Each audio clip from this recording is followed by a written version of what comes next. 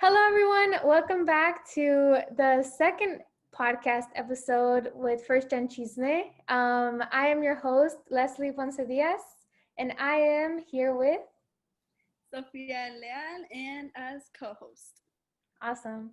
So, we're hopping back on here to talk about the importance of voting and our experiences with the topic of voting.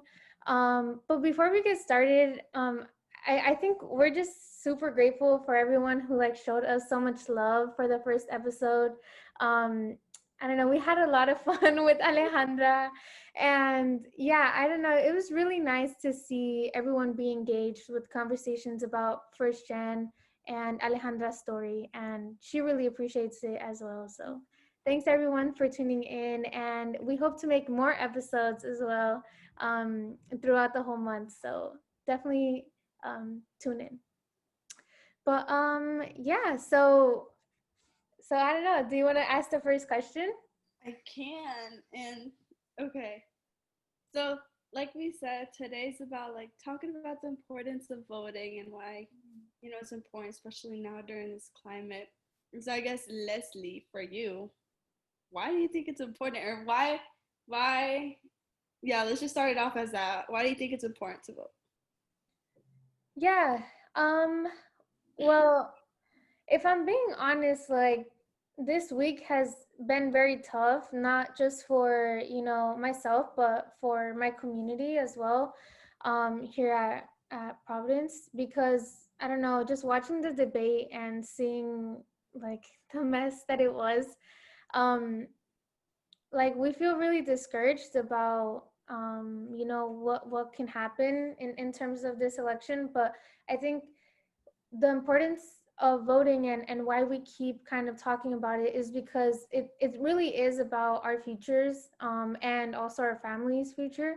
So myself, I'm Mexican American. I come from a family of immigrants, and I just don't want someone who is my president to be talking about my community in a degrading manner. Mm. Not only is it hurtful, but it invokes a lot of violence and danger within the United States, and I hope that that can kind of to continue not to happen, because I don't know, um, like my community and a lot of other communities who are Black and brown work so hard to maintain, a good, safe life, and for someone who's in a leadership position to talk down on that, that's really disrespectful. And I just don't want to live in a future where my own brother or my little cousins have to still live in that life. Mm-hmm. Yeah, I hope, as in my generation, and myself, I can do something to prevent that from happening, because it's crazy. Yeah. Yeah, Yeah. I agree.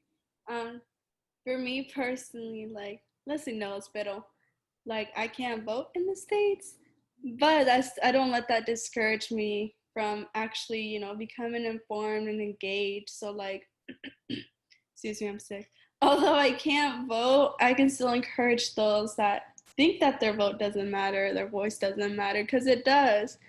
And so for me, much like what Leslie said exactly, word by word, is, I'm Mexican, I identify as Mexican American, and to hear someone degrade our community like that in other communities, it's wrong, first of all. And if they don't have the respect to treat others equally or with equity, matter of fact, I don't want them to lead this country in that sense. And so seeing my little sister, all my younger siblings, for them to live through that, and I know for them they're still young, but just seeing the future generations ahead of us who still don't comprehend, and for them to be like, why is he running this, because they understand. And so I don't want that to happen. And with this past 2016 elections, same scenario, I was actually in shock with the results. And so the day after that, my whole world went 180. The way that I saw myself in this, in my community, in this world, changed completely. Like I saw myself as a target as rather than before when I did, and I was just a part, and now I'm just like a target, which I don't know. For me, that's how I see myself. And so being able to change that back again to where I'm a part of this, like I'm engaged, I can help out, etc.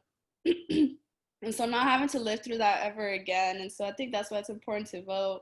Um, Kick people out, put people in that represent everyone respectfully. I think it's important. Yeah, for sure. And I I don't know. I feel like I watched the interview earlier today with Jimmy and Bernie, and Bernie was talking a lot about how you know, the president that we have now, he's dangerous. Yes, like he has done a lot of terrible things, and of course, like you said, it's completely wrong. Um, but he's dangerous to not only Black and Brown communities and all the minorities within the United States, but also to our own lives in terms of like global warming and etc. The importance about science, and you know, like we can feel it. We can see it in California. You know, and I don't know. It's just there's a lot that I think that's wrong, you know, that we all know that's wrong. And I don't know, I just don't want to live in a future, and I don't know, you know, my own family to live in a future where someone continues to ignore these issues. And I don't know, that's why I think it's important. And this is actually my first time voting, like for the election. So I do have that privilege of having able to vote, and I definitely am and encouraging others to also register. Um, but yeah, I don't know if in I guess in for college, like it's a little different because you're away from home, so you don't know how exactly to vote. But what I did is I like went on to Kansas because I'm from Kansas, and I went to like the absentee ballot kind of thing, and they're able to send it to your mailbox. So once you get the form, the ballot, you know, you fill it out, and then you're able to put it back into the envelope that they give you, and then you can send that out. And you don't need a stamp or anything; like you just put it back into the mailbox. Um, but yeah, that's something that was really crazy for me because you know we talk a lot about voting, but when it actually happens, you're like, oh my gosh, like I hope that this doesn't get lost or something, you know. So yeah, definitely because that's the main thing. Register and do it, you know. Um, but yeah, that's something that I think is important to do for sure. I was gonna ask you because you mentioned it. I didn't know, but you said it's your first time voting. How do you feel? Yeah. Well, it's my first time voting, like, yeah, for the big election, but I voted for, you know, things within the Wyandotte County. Um, and I don't know, I am feeling very like I don't know. I am like it's kind of a shock because I'm like, whoa, like, you know, this could help, you know, change something. But also a lot of it is a little bit of like confusement a little bit because um a lot of comments have been made that maybe a lot of the things will be rigged and some things get lost. And since I am voting through mail, you know, I'm just scared that, you know, something happens to it. So but that's like the only way I can do it since I can't buy a plane ticket and go back. Unless someone wants to hook me up with that money, please let me know. Um, but yeah, so that I'm just kind of scared of that. That's something I've been thinking a lot about. And I also like before I even got the ballot, um, I like registered to vote, but like I like double checked because like there was something on Instagram that was like, oh, some people actually like were not able to vote anymore. Like their registration got lost, I don't know. And so I just wanted to make sure if that was actually true. And then um I like tried it again like checked and my name wasn't on it, and I'm like, oh my gosh, like it says I'm not registered, but bro, What happened? my name my name has an accent, but I guess like when I registered, I like didn't put it, so I Oh, was okay. so you are registered and you are straight. Yes, I'm registered. I voted, but I was tripping. That's am I? I know, but no, but in all serious manner, like there's actually some people who like who don't have an accent, who like did everything right, and it just doesn't show up. And so definitely check that out. Like if you haven't voted yet, please check if like the registration is all set up. Um, Mhm. because I wanted to make sure, and it's you just want to make sure that you're gonna get everything by the deadlines. Um, Yeah. And I know on their, I believe it's on their website. We can double check, pero they also have like a link where you just put in your information to double check to see if you're registered. And like what Leslie said, if your name pops up, you're good. If it doesn't, then you either have to wait a little bit longer if you recently did it, so it can like not re-upload, but ¿cómo se llama? I can't think. So like it can actually process through, and yeah, there we go. So it can process through and then hopefully shows up. Pero si no, definitely check it out and contact your state about that. yeah, for sure. And so I wanted to ask you, Sophia, because you know, like you said earlier that you can't vote. So how do you feel like in terms right now? Like, are you feeling like you're missing out on something, or like what's how are you doing with that? Yeah. So I can't vote here, pero like I can't vote in Mexico. And so I'll just mention that it's similar to what you did. We did like the absentee ballot, but for Mexico. And I actually wasn't thinking about it till my dad told me. He's like, "Vas a votar?" I'm like, "Vote? I can't vote, Dad." He's like, "No, in Mexico." I'm like, "Oh, can I do that?" And he's like, "Yeah." And like I had no idea. Like my parents never brought it up until that point. And keep in mind, this is like 2 years ago. Mm. Yeah, 2 years ago, because I had just turned 18 too. And so yeah, I voted. It was such an easy like process. So it was fast. But relating it back to here, like in the US, I do think being able to vote is a privilege just because you have like that actual like in paper statement saying that you can vote, you can decide like legislative, talk about it and decide where the future starts or where it'll go, right? And so in that sense, I do feel like I'm missing out, but at the same time, I don't let it discourage me simply because I know that I'm physically here in order to make change. And so I put myself in those steps and in that mindset, like, okay, am I gonna be a bum and be like sad that I can't vote and not do anything? Or am I still gonna be sad that I can't vote but do something? And so I just try to put myself in that mindset, like, okay, I can't vote, got it, can't do anything about it.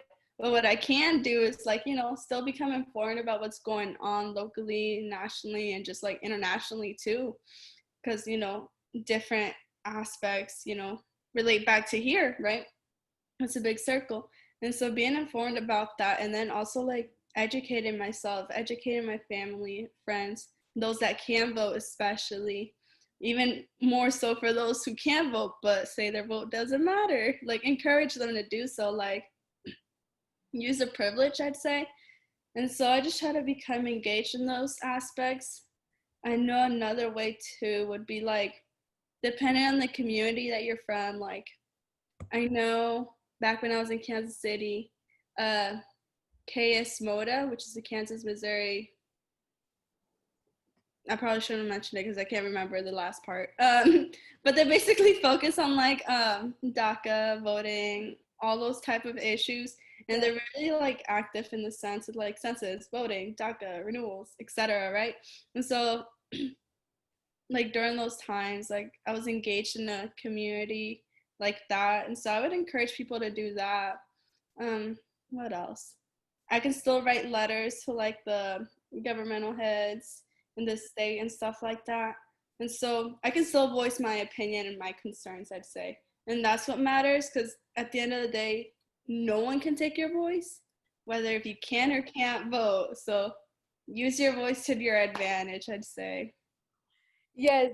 Sorry, I got my charger. But actually, KS Moda is actually on our DACA paleta on First-Gen Chisme. So if you want to learn more information about KS Moda, it's a nonprofit organization in Kansas, but I'm sure they're open to talk to anyone.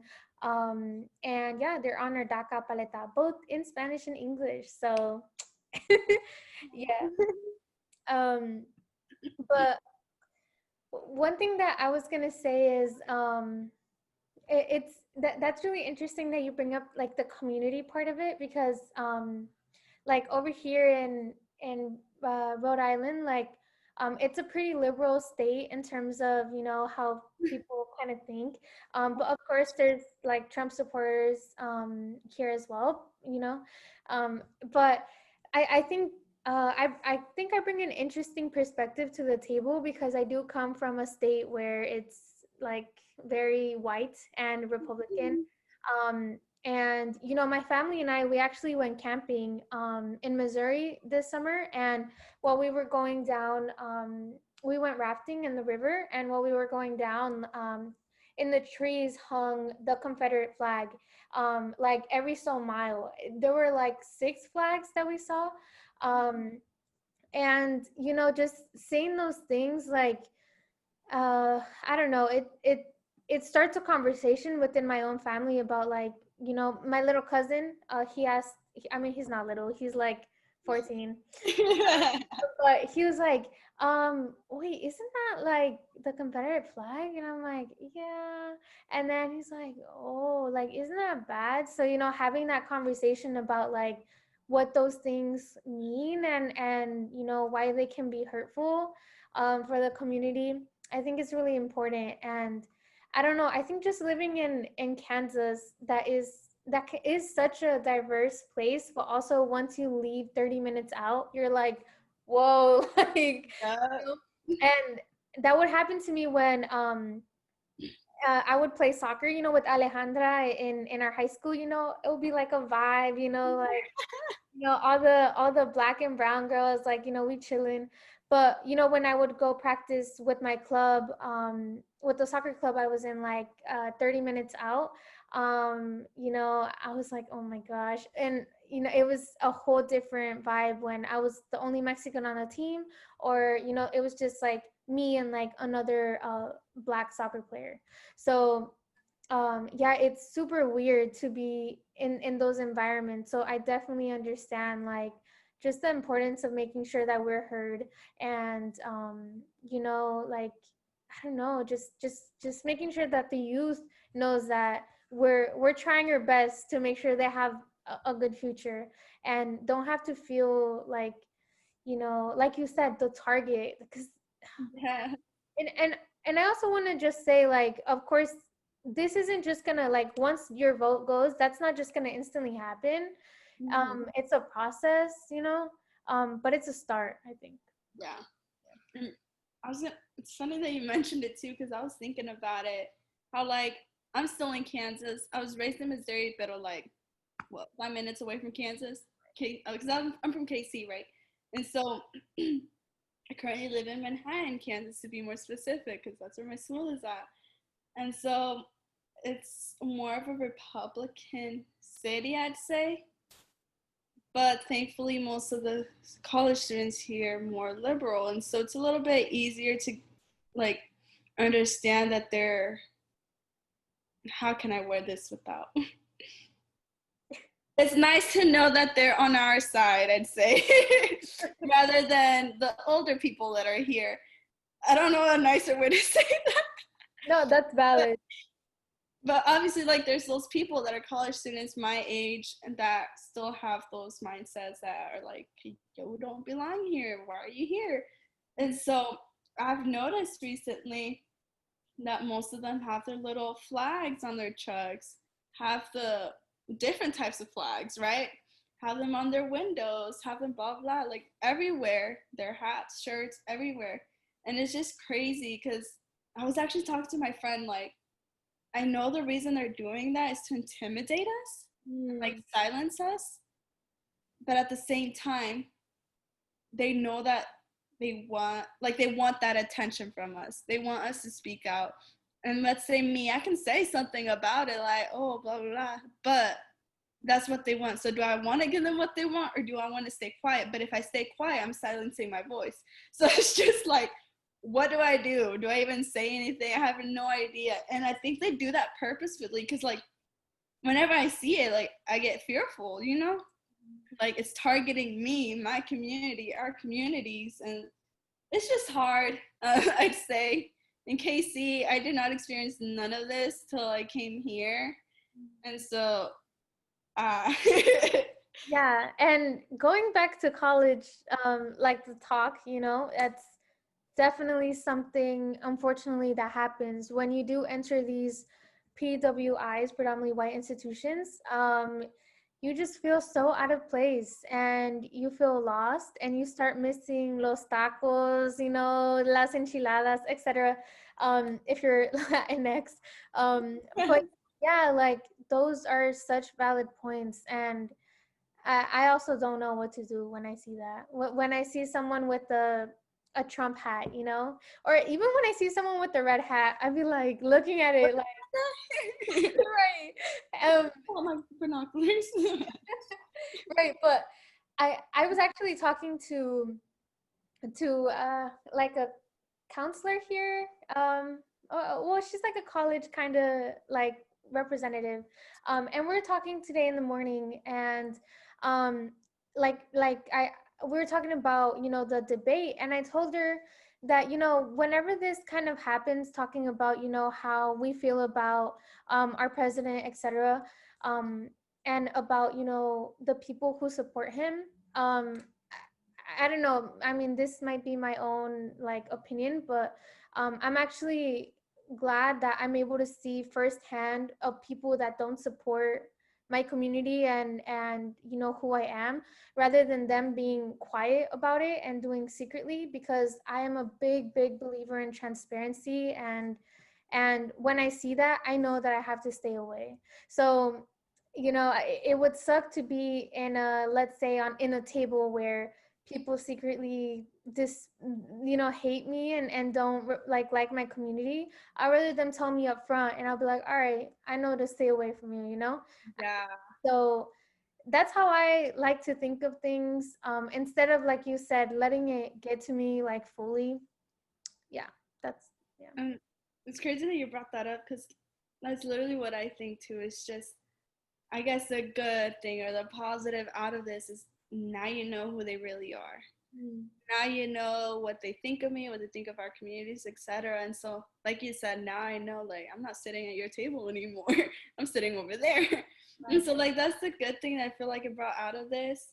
But it's kind of like, I wish it wasn't like that. Like, I wish people were just, like you said, I wish we would just like love each other, like embrace each other, embrace each other's cultures, etc.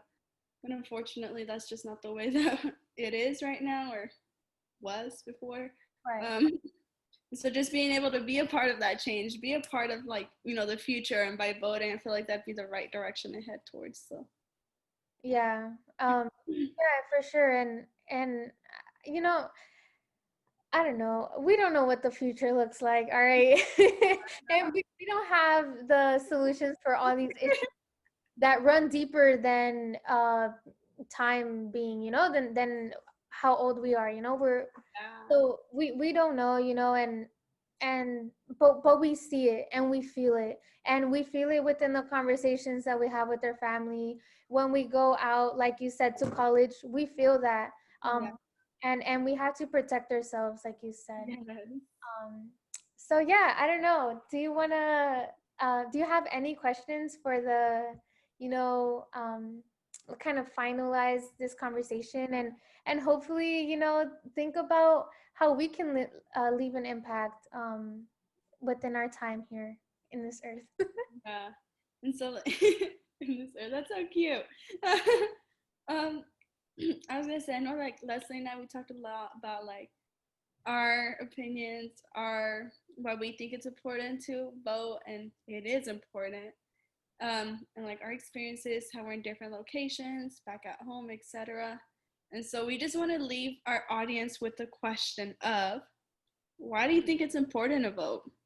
So that's the question. If you guys could just like comment below, send us DMs through First-Gen College Chisme, and just answer the question, why do you think it's important? We just want to create that dialogue and connection with each other. So yeah, make sure to let us know what you think. Yeah, and also we're working on like a voting project where we're gonna have on our website the ability to, click in your state and you can learn about the deadlines of your state when to register to vote, and also some resources if you can't vote, um, because we want to be as inclusive as we can with First-Gen Chisme. And make sure to register if you haven't already.